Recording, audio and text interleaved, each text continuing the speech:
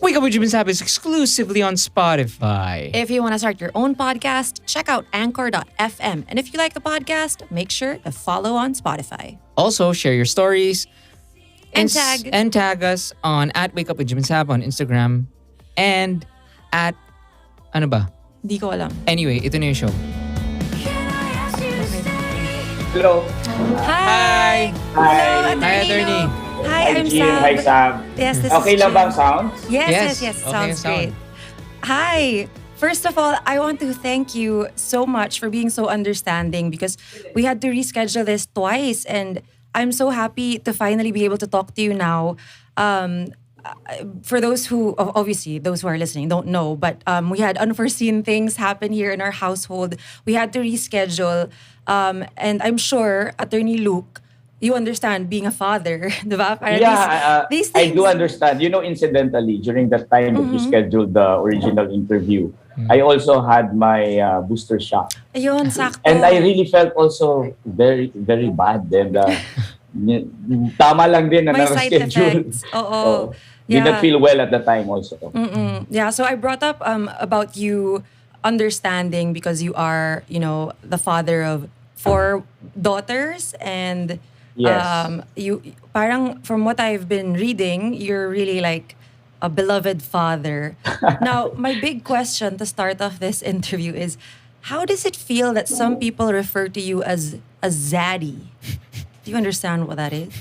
I get from the context. I'm not of the same generation, but I do understand the context. And I think it's a term of endearment. What do you think it means? Well, it's a daddy who you would want to be your dad or something like that. Close to it. Sige. Pwede. It's in short, it's hot daddy. Yeah, it's a hot daddy. A hottie. Hot daddy. I think my politics would be hot. That's what it means, I think. Yes, actually, we are going right into it because Actually, sorry, quick Go, lang. go. Attorney, just to let you know, in our show, lagi namin sinasabi sa guests namin na we like to veer away from the issues. Gusto namin usapang ensaymada lang. So our first question is, ganong ka masisira yung mundo pag nabalik ang Marcos? Okay. I'm kidding. No. Go. No, we're gonna save that for later. Okay, usapang ensaymada muna tayo. Usapang ensaymada. What do you really think about Gadon? Just kidding. No, we're gonna be talking about, of course, your iconic debate during the SMNI debate for the senators. You were parang put on the world stage. When you, I think there's no better term for it, but sobrang na-burn nyo si Gadon and si Roque. My thoughts are like, what was going through your mind? Parang obvious I feel like, of course, you weren't looking to go viral when you said that. Yung for the benefit of those who are listening, when you were being cut by Gadon, you said, "It's my time, wag kang bastos," and it's become so iconic. I use it on Jim all the time when we're doing the podcast. So, can you walk us through what happened? Nung pumunta ako doon, wala namang intention na predetermined Of na gawin yon at wala ring intention to raise yung Marcos issue. Kaya nga nung tinatanong lang ako, I was just answering the questions. Umabot ng more than 1 hour yung debate na wala namang incident. But then Gadon used the occasion, nung tinanong yung children in conflict with the law, he used the occasion to attack yung priest daw na were attacking Marcos and teaching communism. Yeah. So I just had to respond. And debate yun eh. So siyempre didebatiin ko siya kasi iba naman yung aking naiisip. So sabi niya, so ang ibig niyang sabihin, huwag ituro na masama si Marcos sa mga kabataan. Baliktad. Diba? Dapat ituro nga masama si Marcos for character development. Kasi pag hindi naturo yun, gino-glorify natin ang patayan. And look at him talking about character development. He's really an authority on character development, right? So yung example na pinoprovide niya nila, actually, kasi umabot yung usapan na yung mga magulang daw ay gawing liable. So itong mga criminal sa gobyerno na ito, ang gagaling magsalita. Yung hypocrisy nila na they glorify killings, Ang human rights violations ay iniiba nila, nagpi-fake news sila. So ano ituturo mo sa henerasyon ng kabataan ngayon? Yeah. 'Di ba? Okay lang pumatay ang gobyerno, okay lang ang tukhang, okay lang yung human rights violations when you glorify the Marcoses. So medyo hindi tama. Kaya sinagot natin siya. Kaya yun yung nangyayari. Ako, attorney, actually parang you mentioned nga na parang hindi na bring up, no? Yung the Marcos. And that's why honestly, parang when we've been watching yung debates, parang nafe-feel namin, thank you, may nagsalita. Parang pinag-uusapan natin to kasi this is a 200 billion plus elephant in the room na somehow in the most formal and required forums hindi pinag-uusapan. So ang nabitin ako dun sa part sa debate was, 'di ba, question mo si Roque. si Roque. Roque. Sinabi mo, ikaw anti-Marcos ka dati. Anyari? Ano yung ano? Can you tell us more? Parang kasi syempre kami we base it on that. Parang, Kami kasi we're not familiar with Roque until he was, yun na nga, parang Oo. Duterte, Oo. Die Hard. And then Dolomite, Dolphin. Snow. Swimming with the dolphins. Kasi kami sa progressive movement, kilala namin siya. At matagal na siyang naglo-lawyer sa mga public interest cases. Wow. Siya yung lawyer, for example, ni Jennifer Laude. Oh. Yung ni rape na Yes. doon sa ng mga American soldiers. Yes. Siya rin ang lawyer ng mga victims ng Maguindanao Massacre. So, sumasali-sali yan sa amin sa progressive movement. So, meron siyang inabot doon. At doon nga siya sumikat.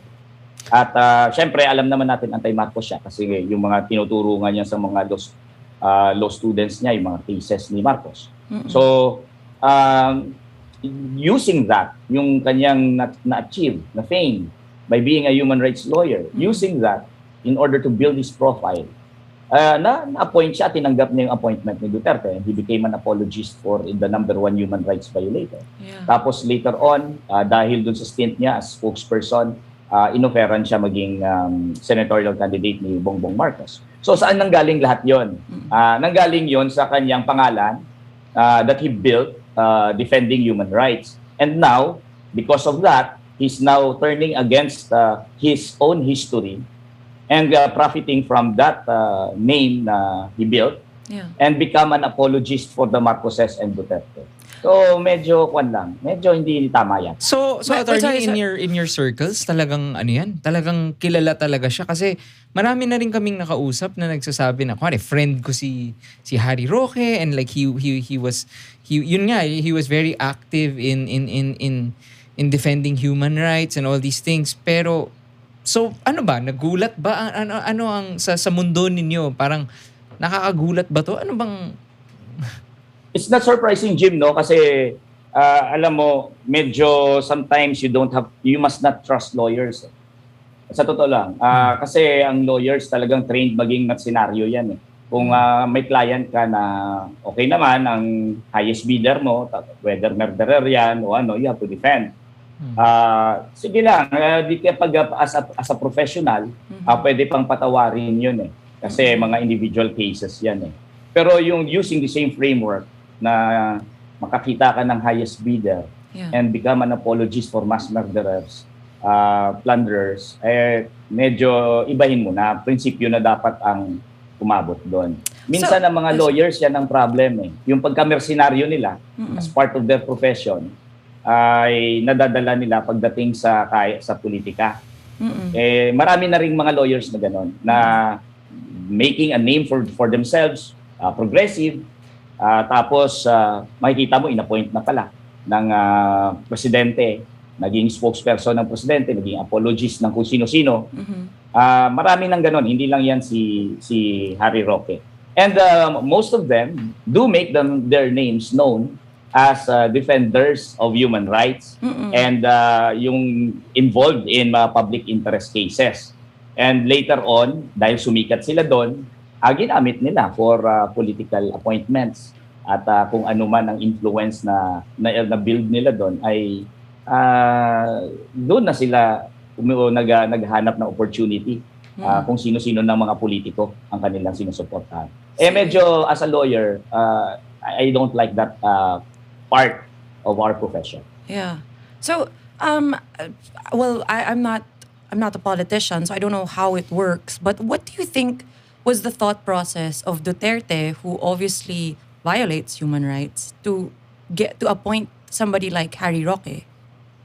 Okay, syempre, magaling na abogado eh. Okay. Magaling magsalita. So, as a spokesperson, okay siya. So, what better way, di ba, to deodorize your bloody regime than to appoint someone who has made his name known sa defense ng human rights. So, yun ang pinaka magandang move doon. And may mga lawyers are willing to do that. Yeah. So, sa world ba ng lawyers, parang kung may lumapit sa'yo na gusto kang i-hire, you can say no, right? You can say no. You can say no. But for the right price, I guess people will do things. Yes, Ganun yun ba yung yun? yun yung actuality diyan. That's, yeah. So, kasi ang lawyer naman as a professional, nabubuhay lang yan sa mga kapag may malaki siyang client. Yes. So kapag may malaki kang client, malaking bagay yun. So kung highest bidder na ang lumapit sa iyo, mapapaisip ka kung tatanggapin mo yun, whether guilty or not. Attorney, hindi ba sinagot yun nung debate? Kasi hindi pinakita eh. Hindi siya sumagot. Dun sa viral Dun video. sa Ano yung sagot niya dun sa, now you cry and sing hallelujah? I love that. Well, he said there's nothing respectful in what you said. What I'm talking here is about yung anak daw at hindi yung tatay. And I tried to raise my hand so that I could also refute him. Pero hindi na ako tinawag. Ano ba yung dapat sagot doon, attorney? Kasi laging sinasabi yun eh, na yung anak hindi naman yung tatay. Parang ano bang dapat sagot what dun? would you have answered? I would have answered na we're not talking here about personalities. Of course, even Marcos Sr. himself, di ba hindi naman siya pumatay na siya directly ang nag-utos. Wala namang ganun eh. Yes. Because we're talking here about a bloody regime. It's the entire machinery who's guilty. Not only the father, dahil siya ay presidente, but everyone who enabled the father. Yes. All those generals, all those, even his family, because Marcos Sr. used his own family to shore up his political power. Yes. He used Imelda.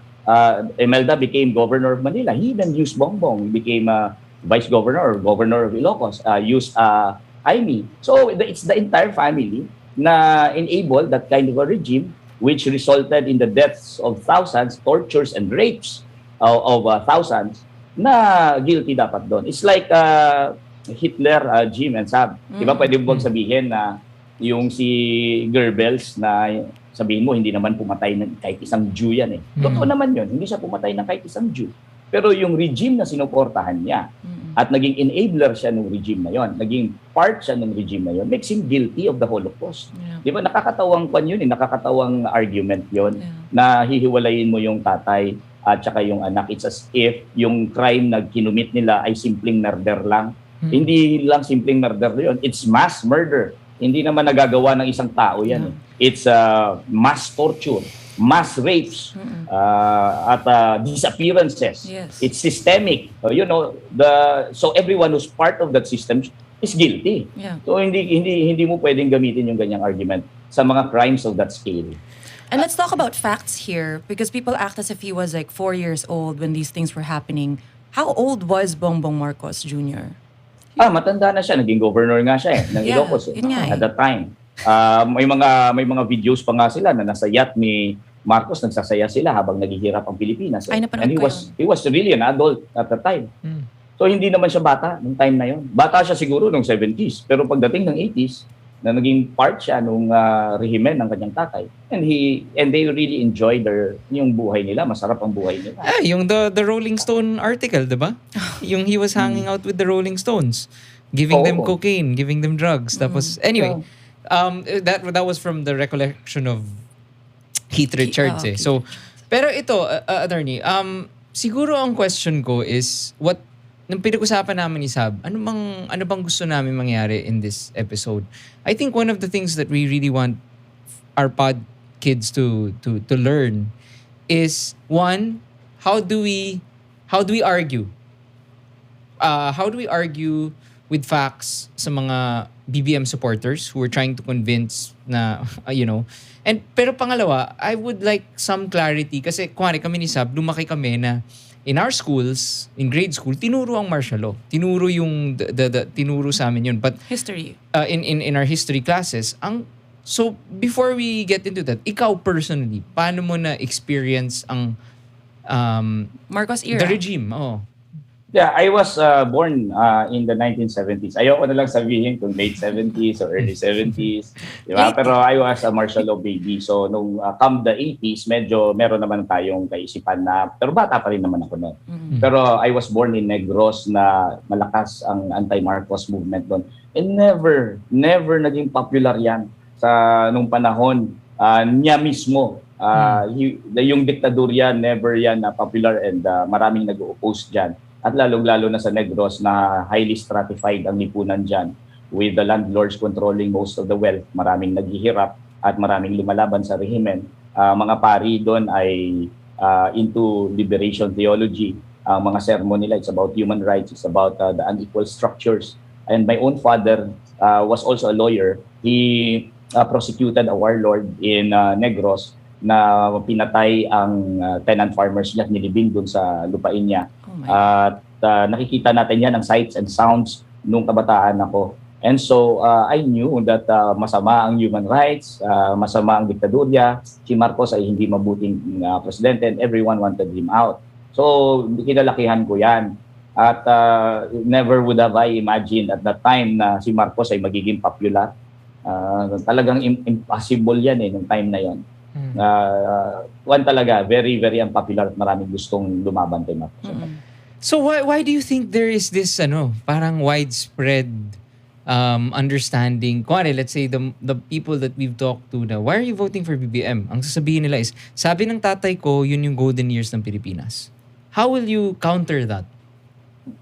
We must understand the roots of that kasi hindi naman nagkaroon ng far-reaching changes after Marcos left because yung what replaced Marcos ay hindi naman far-reaching yung ginawang pagbabago kundi it's still the same liberal type of democracy.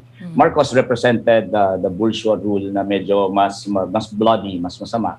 But then replace it with another rule ng mga economic and political elite din natin. So hindi talaga yan, yung mga revolutionary process, hindi talaga yan na ipapatuloy. Ang gagawin yan ay para magkaroon ng stability ang regime ng another elite faction, kailangan we have to put a break to the revolutionary process, including the fact na si Marcos ay hindi prinosecute and human rights abuses ng regime na yan ay hindi talagang inimbestigahan na tulad sa ibang bansa na mayroong mga truth commission, sa ibang bansa na ang revolutionary process reached the point na prinosecute talaga yung diktador na pinatalsik and they even have to administer revolutionary justice. That never happened sa atin. Marcos was allowed and his entire family was allowed to go into exile in Hawaii 1 year after EDSA People Power Revolution in order to establish normalcy, meaning to say putting a break to the revolutionary process by establishing the normalcy. Around 18 Marcos officials were voted back into power kasi nagkaroon ng election after 1 year. And then after 5 years, the entire Marcos family was allowed to go back to the Philippines. And then after 6 years, Imelda Marcos ran as president under the 1987 Constitution together with the crony, Danding Cuangco. He ran as president also.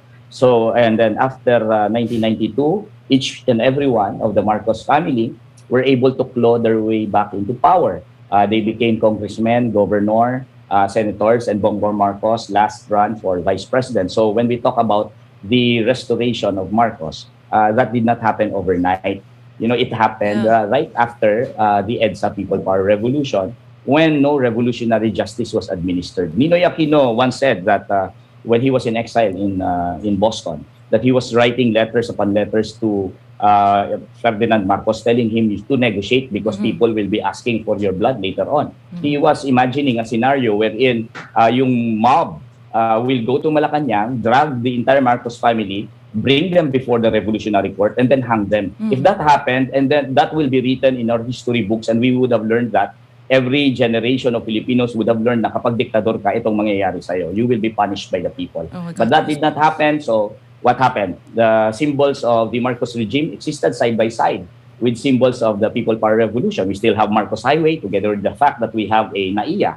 So ganun, medyo ang ating politika ay naging bipolar at hindi talaga na-stamp out ang memory ng Marcos. Therefore, that provided the objective conditions for them to be able to return to power. That's the problem. So kasi yung question ko is parang siguro I think you're by answering that, no, parang by having people in power, 'di ba? Or having Marcoses pa rin in positions of power, yung golden years kumbaga or that depiction of a good Philippines during the regime can be seeded in different government bodies, tama? Admins. Yes, kasi alam mo, ang nangyari sa ating politika, naging dalawa ang nagkaroon ng polarity. If you want change, you support this liberal bourgeoisie. But if you become dissatisfied with the liberal bourgeoisie because poverty was not solved, then the alternative would be these criminals, okay, the elite that are criminals, these people who glorify killings and have the tendency towards authoritarian rule. And so the discourse would be based on the fact na if compared to the liberal bourgeoisie, at least yung Marcos years mas maayos. Sasabihin nila, nung time na yon ay yung kuryente pag-aari ng gobyerno. Yung time na yon, ang presyo mas mababa. Using all of these things, but concealing the fact that they are also oligarchs. Kasi sasabihin nila, bakit nagkaganito? Dahil sa oligarchs. At ang oligarchs, according to them, ay just limited to that one sector. Nasasabihin nila, dilaw. And concealing the fact na oligarchs din sila. Kasi si Duterte, oligarch din yan. Di ba? Meron din siyang mga crony. Si Marcos Sr., oligarch din. Marcos Jr. is also an oligarch. But they could make use of that type of a discourse. Ano ba ibig sabihin ng okay, oligarch? years Like, to. what is the definition of this word? The oligarchs? Oo. Oligarchs would be yung rule by a certain class na isang clique lang ng class na yon na nakikinabang sa ekonomiya at sa politika. So it's not really the democratic, kundi it's a rule by the rich or rule by the elites. Okay. Wow. So this is like a I'm shocked. But yun nga eh, parang ako naman it's so strange. It's like I'm shocked but I'm not surprised kasi I knew na parang this has been happening for decades. I mean, 'di ba? Parang pakonti-konti ginagawang pa-cute lang yung mga manotok, yung mga parang model na parang oh wow, mga alam mo yun, parang wala namang nangyari. Parang let's just forget it. Happy, fun. And Yes. yun, parang it's just strange kasi ewan ko, parang They're making the Marcos family palatable to us by using their children, pakyut-pakyut. When you resort to that means you really have nothing to offer. Kasi dinadaan mo na lang sa pakyut-pakyut eh. Tapos, halimbawa, ginagaya rin yan ng ibang mga sumusuporta sa kanila. Si Harry Roque, pasayaw-sayaw. Diba? Parang so-called humanizing them because they really have nothing to offer. That's what happened with Bong Revilla, di ba? Na galing ka lang sa kulungan, tapos biglang magbudots ka, tapos you're in power again. Yes, so but we must understand, dapat may maintindihan ng lahat na these are bloody people. Okay? They have blood on their hands. These are plunderers that, condemned the majority of our people to poverty. Kaya kahit anong pabudots-budots nila dyan, ay dapat hindi nakakalimutan ng taong bayan dapat yung pinanggagawa nila.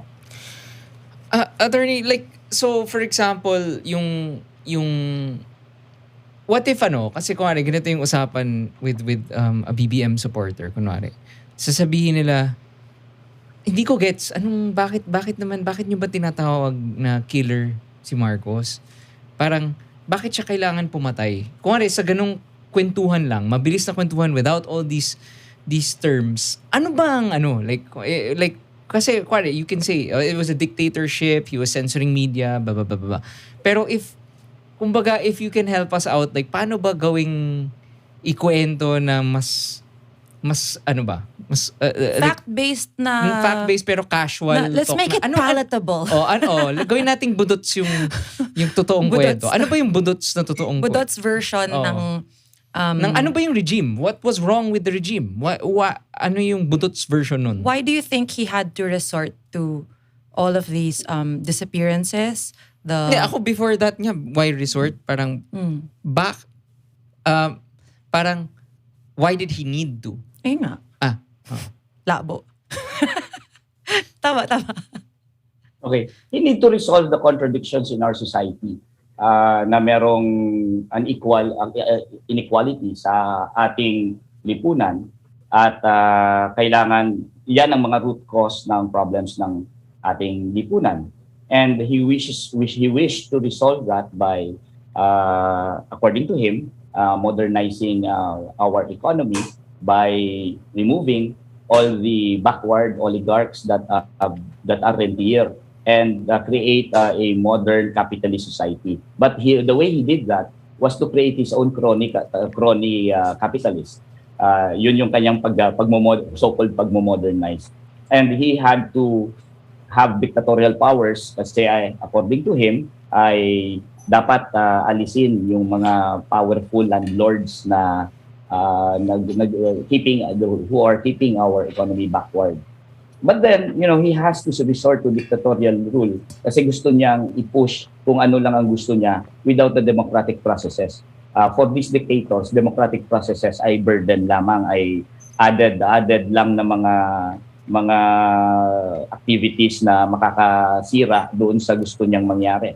So, but he knows that, alam mo, yung mga yan, they know na hindi naman talaga nila sinosolve ang problema ng nasa baba because they are catering to the upper classes. Marcos himself would want to cater to his cronies. So they know na meron pa ring pushback yan sa baba because it will not solve the problems of the farmers, of the workers. It will not solve the problems of the poor.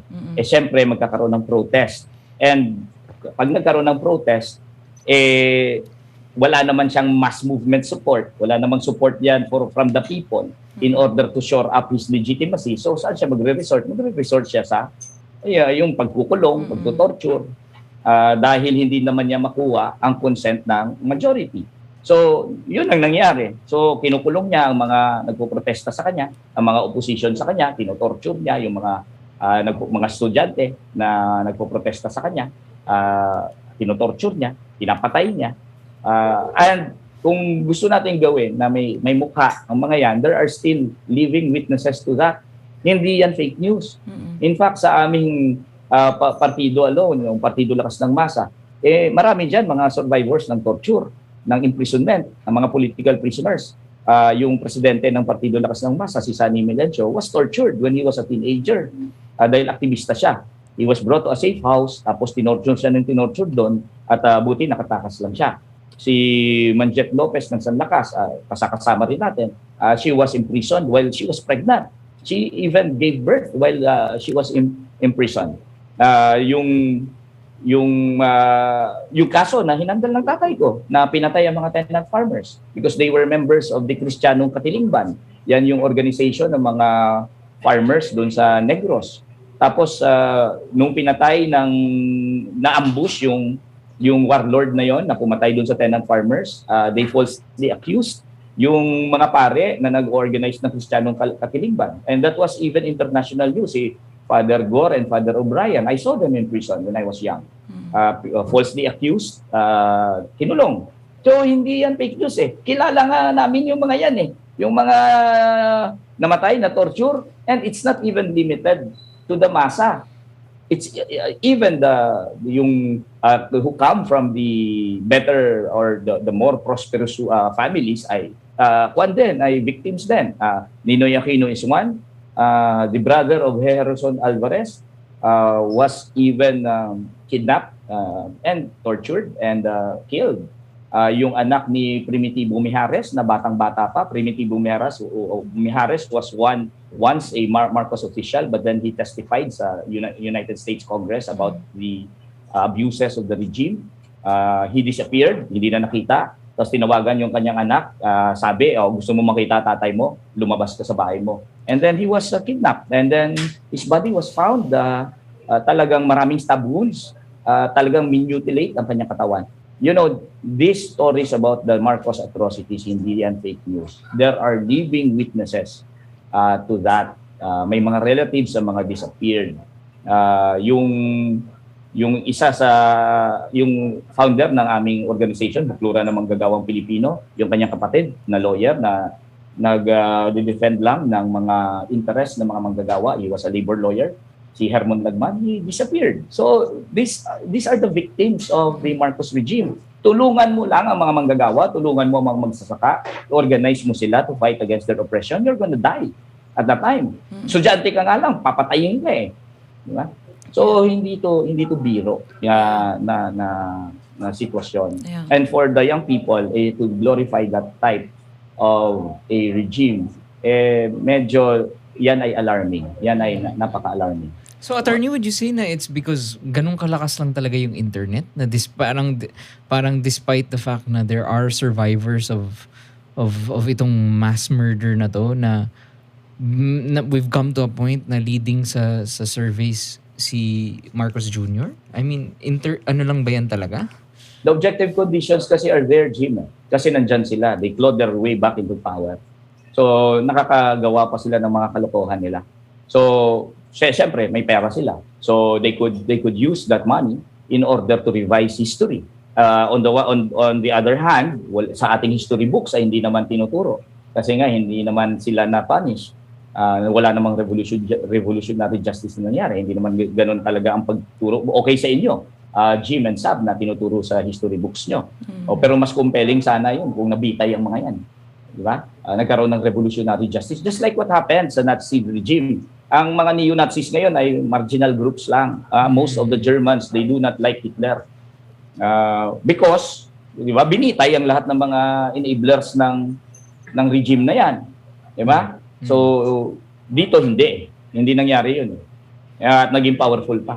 At nahayaan sila na mag-campaign pa, alam mo yun, naging congressman nga sila. So, yan yung objective conditions for that. Yeah. Aside from the fact na malakas ang internet, nandyan sila congressman sila. Senator sila. Andyan pa rin sila, makakagawa pa rin sila ng o yung mga magkakapaghasik pa rin sila ng lagim. Yeah. Kahit anong internet mo dyan, kung wala yung mga yan, diba? Na naging marginal ang mga yan, hindi magiging powerful ang messaging.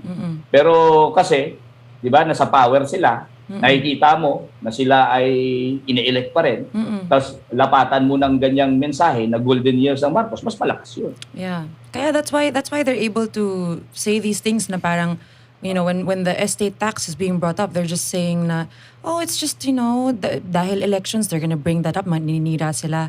And this is so, I have to say, this is really, really, I mean, obviously, the story can't be made into a Budot's version. It can't be, you know, made palatable. It's horrendous. It's horrible. And this is just a nightmare. And I think na normalize kasi ng current administration itong mga pagpatay and 'di ba? Parang ang sagot ng mga Duterte supporters is kung wala ka namang tinatago, bakit ka matatakot na papatayin ka? Which is like, you can't just say that. Diba? Kasi parang, yun ang reasoning ng Marcos supporters na kaya sila na tinorture kasi may ginawa sila or something. Diba? Parang, ang daya naman. And, yeah. You know that kind of thinking, Saab? You know, it will victimize all of us, even the Marcos supporters. I remember one Duterte supporter na talagang idol na idol niya si Duterte. He was a victim of Tokhang. Diba? Because if you introduce a culture of impunity, it will reach you at your doorstep later on. So okay ka lang ngayon sa patayan because akala mo you're shielded from it. Until later on, yung mga police, they will knock on your door at papatayin ka. Diba? So, itong mga to, Di ba? Akala nila biro. Akala nila yan ay patawa lang or hindi totoo until the time na sila mismo ay magiging biktima. Sige, glorify nyo patayan. Sige, maglagay kayo ng culture of impunity. Sige, i-enable nila ang culture of impunity. Huwag silang pasigurado.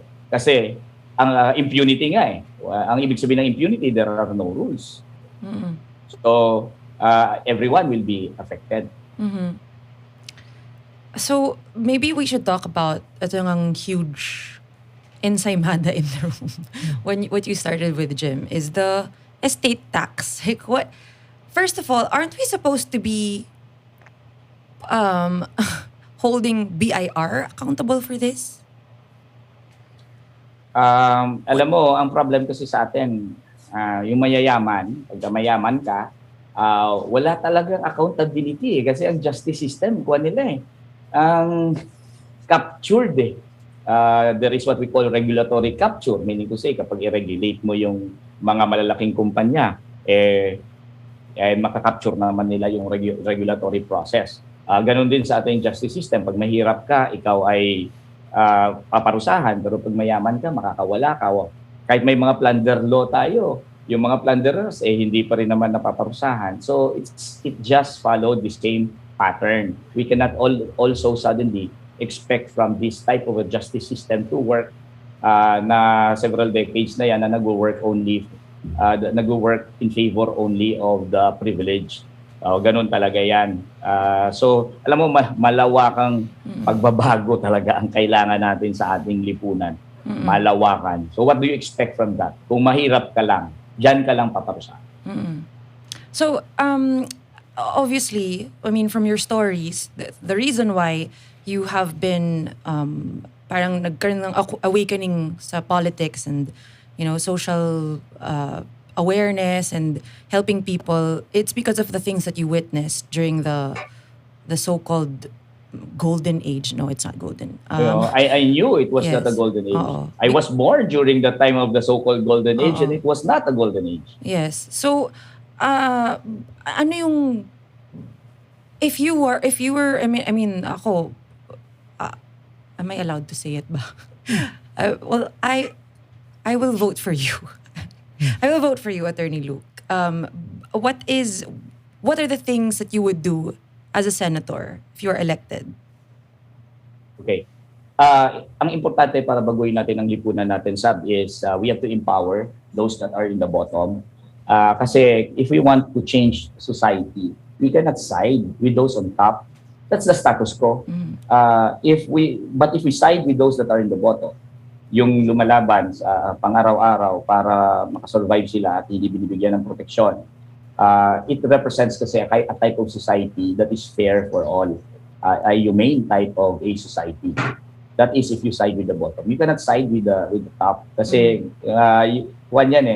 that's in protection of privilege, the type of privilege na diyan nagkakaroon ng base ang mga people like Marcos. That kind of a system na privileged ones ang nagbe-benefit, yan yung fertile ground for the Marcoses, the Dutertes, the Gloria Arroyos to thrive.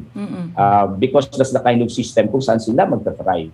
So as a senator, ang ating mga pieces of legislation is really for those that are in the bottom, the workers, the farmers, the urban poor, all of those na nabubuhay lang para mabuhay naghahanap buhay lang para mabuhay ang kanilang pamilya, and build our economy based on that, and build our politics based on that, the politics of those that are in the bottom. That means a wider type of democracy. From what we talked about kanina, parang madaling magbago, di ba? I mean, yung kay Roque and, you know, they were fighting for human rights and then they suddenly just, what the heck happened? What makes you different? Because I'm part of a movement. They are individuals. They're not accountable to any constituency. I am the president of the Bukluran ng Manggagawang Pilipino, and this is not merely a one-man show. we joined the elections as part of the workers' movement, as part of the movement of those that are in the bottom. So hindi yan na dahil ako tumatakbo para ako maging senador, myself lang. If that's the case, then madali kang magbago. Kasi kung bitbit mo lang ang sarili mo, that means you're there only for your advancement, political advancement, your political ambition. So that's what makes me different from the types of Harry Roque. I am accountable to the workers, and I spent my life na lumaban kasama ang mga worker. Yung plataforma na bitbit namin, hindi yan pangako, hindi yan inimbento. Yan na mismo yung mga pinaglalaban namin kung saan sinakripisyo ko na ang karir ko. Hindi na ako nagpakayaman as a lawyer. Hindi naman self-advancement yung aking ginagawa. I could have, become a successful litigator. Pero sinacrifice ko naman na yan. So, ibig sabihin, buhay ko na yan. Unlike the Harry Roques na even before, kahit na sila ay part or nakakasalamuhan namin sa progressive movement, even before individuals lang naman sila. But you would yung mga nagpapasikat na abogado. Oo. Pero if yung mga kasama nyo sa slate ninyo hindi ma-elect, you're still going to accept. I mean, if you were to be elected, if you win in the Senate. Yes, because kahit naman, halimbawa, sabihin natin, kung ma-elect tayo, tapos ako lang nag-iisa doon sa Senate, it's not me. When I enter the halls of the Senate, I do not jettison my personality as a labor leader. That's what you meant by bringing them, inside. Bringing your whole, Okay, that makes sense. Okay, well, anong gagawin nyo kung, God forbid, knock on wood, manalo nga si Marcos? Anong dapat nating gawin? Or can I rephrase the question? Sige, sure. Ano ang attorney? Ano yung fearless forecast mo? Ano mangyayari kung manalo si Marcos? Kasi there are conversations that are starting now that say, mukhang wala na. Pero in fairness naman, mukha namang parang, baka naman he's incompetent, but he's not evil. Ganun yung conversations na nalabas. Posible ba yun? Na he's not evil, he's just purely incompetent, he's a spoiled brat, but he's not going to be evil. I mean, there's even a camp that says na, they're going to reclaim their name and whatever. They have incentive to change the narrative. What is your counter argument sa mga yun? There is no indication at all that he will be different. All indications are he won't be different. Yung fact pa lang na gino-glorify niya ang regime ng kanyang tatay bilang golden age, that says a lot. Because that age was an age wherein thousands were detained, thousands were tortured, many were disappeared, many of them were killed.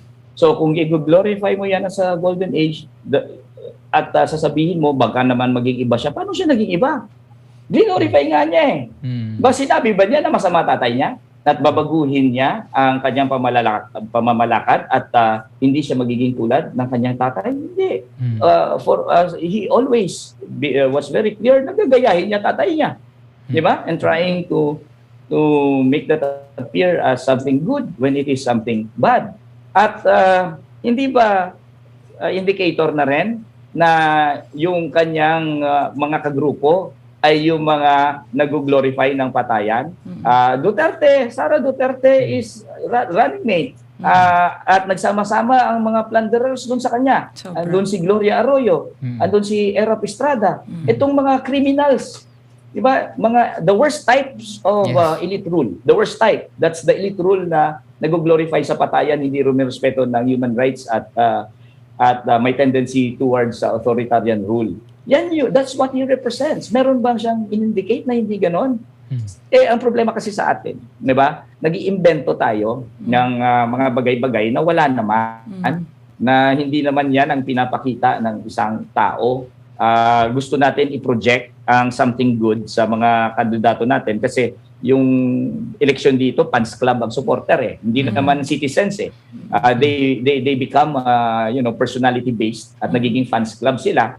At dahil personality based at fans club, kahit walang sinasabi yung tao na sinusuportahan nila, iimbentohan ng something good na sinasabi, reflecting kung ano yung gusto nating mangyari when in fact wala namang in-indicate at all yung taong yun na siya ay for that or para siya sa manggagawa, for instance.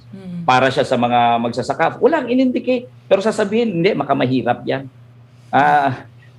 Anong proof mo na makamahirap yan? Diba? So, by all indications, hindi lang siya incompetent. Okay? Sabi We could have an hands daw incompetent fool, but then he's still murderous. He's still a plunderer. And he would still be dangerous. And what do you think the first year of his rule would be? Like, kumbaga, ano yung, what do you think are yung, ikaw personally, ano yung mga kinakatakutan mo para sa bansa natin if in that first year or first 2 years? I think that his support is based on shallow grounds. Because for one, who would have to invent false news in order to gain support, that means wala ka talagang may offer. Kasi pagka may something kang in-offer, bakit ka naman mag-invento ng false news and false claims na umaabot sa illusory claims ng mga Talyano gold? Why would you resort to that kung meron ka namang sinasabi? And ang support based on that, support based on false news or consent based on false claims will be false consent. Meaning to say, consent na mababaw. Kasi that's consent based on the fact na naloko mo ang mga sumuporta sa iyo. Dahil deceit ang nag-cause kung bakit umayon sila sa iyo. So it is also a false type of consent. And you want to discredit Marcos, make him president. He'll be discredited right away. Because that kind of support will be eroded quite quickly. Because people will realize walang Talyano gold. Yan ay mga invento lang ng kanyang troll farms. Hindi maiibsan ng kahirapan under Marcos. Hindi niya babayaran ng utang ng Pilipinas. At mahirap pa rin ang mahirap. So people will realize that quickly, and yung false na support na meron siya that is based on deceit will turn quickly into dissatisfaction. And that's what I see. But the only danger is itong mga criminals na to, yung elite rule ng worst types, meron pa rin silang pang-reserva, pang-replace, para na naman maloko na naman ang masang Pilipino, and that's Sara Duterte. Yes. So, ililipat na naman nila kay Sara Duterte. Just like how itong support kay Digong ay eroded na ngayon. Do you really think he had that kind of support in 2016? Ang dami na kaya nagsasabi na nagkamali kami. Pero kasi may pansalo may Bongbong Marcos kung saan patuloy na naman ang panloloko. And that's the role of Sara Duterte. Once na na-erode ang support kay Bongbong Marcos, andyan na naman ang Sara Duterte para mag-ilusyon na naman ang karamihan na baka ito maganda to, okay to. So dapat yan sabayan Sabayan na dinidiscredit yung Sara Duterte. And yung nakikita ko yung trend na itong si Sara Duterte, pinipair up sa kung sino-sino mga presidentiables. Pinipair up kay Lenny. Merong Lenny Sara. Yeah. Merong Isko Sara. So ano to? Are you preparing for the time na wala nang support si Bongbong Marcos? Tapos later on, sasabihin nyo ang magiging alternative kay Bongbong Marcos ay si Sara Duterte. Sara Duterte is a dangerous person because magpapatuloy na naman itong mga deceit nito. Pero for Bongbong Marcos himself, hindi tatagal ang suporta niya. So, then there will be discontent, then there will be struggle. And the struggle will continue. And I will always say that history is on our side. Kasi ako naniniwala na hindi pwedeng manalo ang masama sa mabuti. Pwedeng i-delay as what's happening right now. Nadidelay ng mga kampon ng mga demonyo itong proseso para i-reject sila. Pwede nilang i-delay, pwede nilang lukuhin. Pero as the saying goes, you can fool some people all of the time, all people some of the time, but you cannot fool people all of the time. So there will be a come-upans later on. And it is our job, as I will always explain to many people, it is our job to make the process quicker because their job is to delay the process. Yeah. But our job is to make the process quicker. And we should build a better society, yung totoong alternatibo na, yung totoong pagbabago na. Attorney, can you repeat that, what you said about yung kabutihan? Kasi gusto ko mag-clap. Can you say that again? History has proven, evil cannot triumph over good. Okay? For a time, yes, but only for a time. Okay. I love that. That Ang makes me ganda. very, Oo very nga. hopeful. Ano ako. Ang ganda. Ako, ang key takeaways ko, one, yun nga, there was no revolutionary justice. Ang ganda nun. I never realized it. But alam natin na parang but it's just something that's fleeting. And pangalawa, I think that na evil parang is just delayed. Parang kumbaga, but parang it will not win. Yeah. Wow, this was... Why do you think, Jim, na nasa bottom ng surveys, totally unknown, obscure senatorial candidate, bakit naman in ilang minuto lang yon na bago ang awareness ko? Why? Because millions of others felt the same way. Yes. They felt the same way. So, underneath, may undercurrent ng dissatisfaction na talaga. Look at the surveys ng mga schools. And it's not even surveys, it's mock elections. Diba? Ng mga kabataan. Yung new generation natin, yung mga Gen Z natin. Anong result? One thing is very clear. Sinusuka na talaga nila ang trapo. Because buti sana kung yun sana yung ating elections, yun na sana talagang result. Kasi doon sa mga estudyante, talagang ang binoboto doon yung mga non-trapo. Yes. Totally rejected yung mga members ng political clans and political dynasties. And that's a trend ng ating young generation. So, hindi maari Hindi maaring tumagal kayo. Hindi maari. Medyo nandyan pa kayo, yes, pwede pa kayo mag-pushback. Pero yung trend na yan, yung tendency na yan, yung undercurrent ng dissatisfaction na yan, yung galit na nararamdaman natin sa yung rule ninyo, nandyan yan. You cannot deny it. Mm-hmm. Diba? So, there is really hope for our future. And the young people have shown that. And I think marami sa ating young people, pag yung sinasabi yung the worst things comes to worst, then many of them will go to the streets. Because can you ever accept that? A Marcos presidency? I really diba? can't. No one can accept that. Nakakasuka na eh. Di ba? Sobra na talagang nakakasuka. Itong trapo rule that has turned into the worst types pa ng elite rule. Do you still have time, attorney? Kasi meron pa akong gustong i-chika. I mean, I want to... Ay, sure. Okay, sure, sige. sure. Sorry, this is totally... Basta, I just want to talk to you about I want to know your thoughts about this concept lang na parang if we were to humanize nga Marcos Jr. na parang what if he is really like the biggest sucker for fake news nga? Because as a parent na parang and as a child rin, 'di ba? Parang kung binring up ka sa paniwala sa na superhero ang tatay mo, sobrang galing, sobrang ganyan. Parang, what if talaga naniniwala siya na okay talaga si Papa, parang okay talaga, marami kaming natulungan. What if, do you think there's a possibility na that's really what's in his head? He really thinks he's doing good? Or is it impossible? What are your thoughts? Hindi yan ignorant na masama tatay niya. But, you know what he learned from his father? He learned from his father, Machiavelli. And he even admitted that he's Machiavellian. So for a Machiavellian, evil is not a problem. What's the most important is power. It's not about being right. So he knows, he should know that his father was wrong.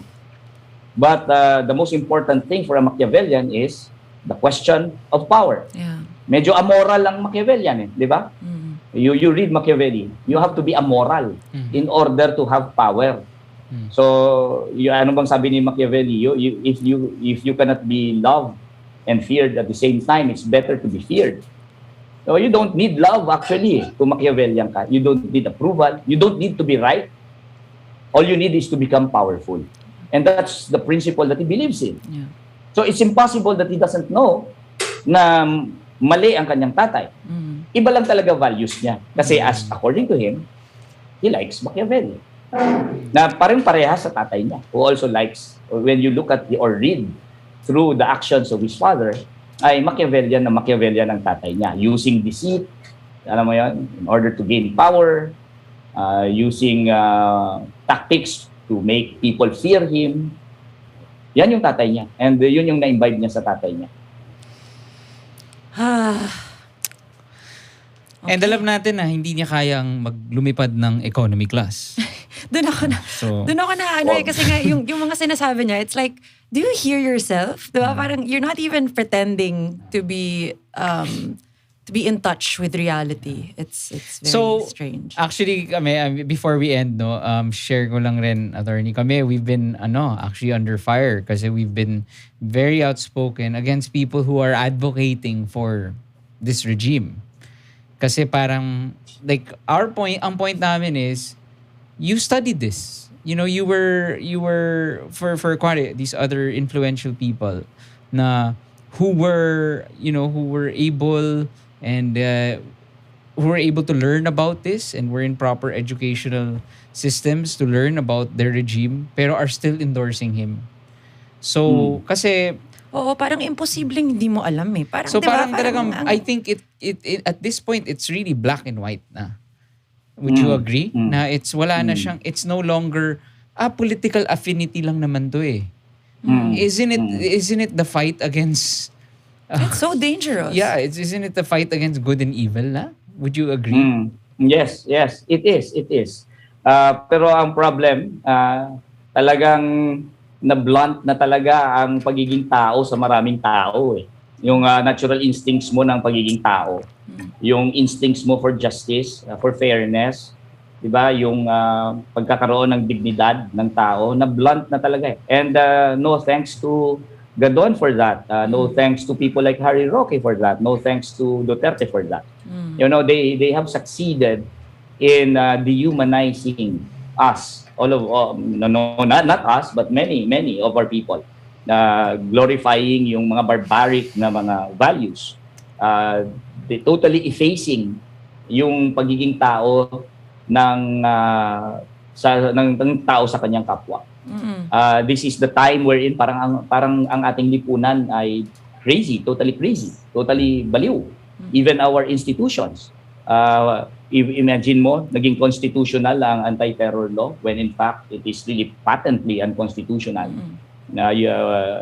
Naging constitutional siya. So parang baliw na yata ang ating lipunan. 'Di ba? Imaginein mo na dito ang lengguwahe ng isang barbaric na tao, isang animal ay nagiging normalized. Look at how the trolls use yung mga language na bastos, even binabastos ang kababaihan, misogynist, yung patayan ay something good. So, baliktad na yung lipunan and we cannot live in this barbaric type of a society. We do not deserve that. I really salute the youth of today who refuse to live in barbarism and would like to fight for a humane society because they don't deserve that kind of a society na baliktad or crazy ang mga ugali or values. So it's really a fight, good and evil, di ba? Fight of being human beings or being animals. Ganun na talaga, umabot na sa ganung level. And I really salute your progressive stances on a lot of things. I guess I just want to clarify, because you do talk about barbarism. Yung sinasabi nyo kanina na iba sana yung panahon ngayon kung binita yung mga Marcos. Do you think that would have been right? And when you say bitay, did you mean like really actually hang them or? I'm using a truism. It is a truism. It is not an individual. It's not what you would have wanted per se. No, it is a truism in history that societies, when there are revolutionary changes, would sometimes entail a physical liquidation of the ruling class that represented the old type of society. I'm talking about a truism. Kahit it doesn't even need my agreement on that. It's a fact. And to explain why nag-resurrect, I don't even think that they died. Nag-resurrect ang mga Marcos it's the fact na yung truism na yon na hindi nangyari sa ating bansa. Diba? It is a movement of peoples seeking revolutionary justice. It is the kind of justice, for example, na administer sa mga Nazis. And everyone would have been in agreement na dapat in-administer sila ng justice. Even the most religious ones, even the most humane of the humane will agree na yung justice na na-administer sa mga Nazis ay tama lang for the good of humanity. So it's a truism na it doesn't go even into the personal level, but it is a societal fact na nangyayari yun. I think the difficult part then is, I think there is evidence that when politicians are thrown into jail, they're like in an air-conditioned cell with internet, and it's hard to say that justice has been served. So that's something to think about. Yes. In our country, ganon. In our country. Attorney, thank you so much. Thank you so much for your time. Thank you. Nag-extend tayo, but thank you, and I'm sure our pod kids would really, really learn a lot from this. Para kami nag-history and law class. And we wish you luck in the upcoming elections. Thank you again. Thank you so much. Thank you, Jim. Thank you, Saab. Thank I you. thought Ensaymada talk lang to. Oo nga eh. But that was very, very insightful. I love talking with you. Parang na-stress nga ako na I kept accidentally cutting you off. Baka masigawan niyo ako ng it's your time. No. Oh my gosh. That's reserved for people like Gadon. Thank you for not doing that. Okay, thank you so much, attorney. Thank you.